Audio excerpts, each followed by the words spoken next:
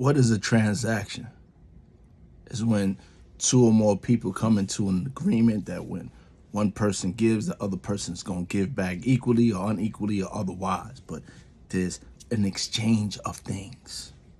So oftentimes there are people in my life who try to remind me or suggest that I should be bitter about the way that I used to handle my mother. My mother was very, very miserable woman, very depressed woman, dealing with a lot of issues. And she used to say a lot of harsh things out of her mouth that were really damaging.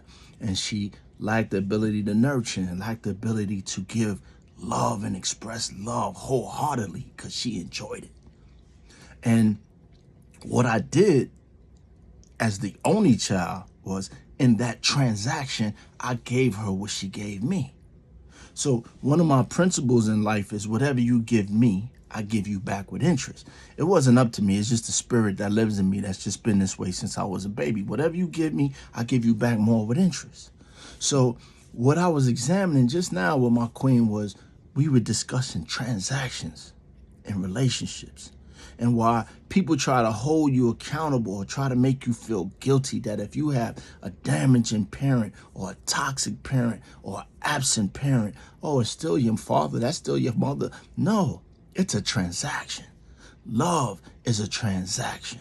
Relationships is a transaction. So many husbands and wives feel like I ain't got to do nothing. I ain't got to stay in shape. I ain't got to look pretty anymore. I ain't got to take you on dates. I don't have to hold up my end of the transaction and still receive love. It don't work like that with human beings. But with God, here's what I found out. Here's what my life has shown me, that I ain't been holding up my end of the transaction. That God, let me tell you, if you don't know me personally, let me tell you, there's been 13 attempts on my life. God should be exhausted with the amount of sins and the amount of atrocities that I committed, but yet God still showed me a path. God still talk to me. God still answers my prayers.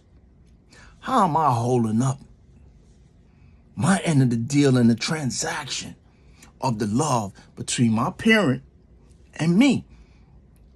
I am not holding up my end of the bargain. I'm not holding up my end of the deal. I am not showing enough interest. What you give me, I give you back with interest. I'm not doing that with God or for God. I plot on how to sin. I sit down and conjure sins. I tell myself I am not going to smoke this cigar or drink this drink, and I'm go do it. I am not holding up my end of the transaction. So some of us, they name, oh, you feel entitled. No, I just have a standard. And in that standard, in dealing with people, places, and things, if it's beneath me, I'm going to remind you. Could you imagine if God did that to me? I would just vaporize. It is the things that we do on a daily basis, and we pray and we get mad at God because God is not a genie. We get mad because I was praying for that $1 billion lotto ticket. I ain't gonna get mad. I just know that I can't handle it right now, so God ain't giving it to me. That's what God has shown me my whole life. It's a transaction. And in this transaction, it requires some things on my part.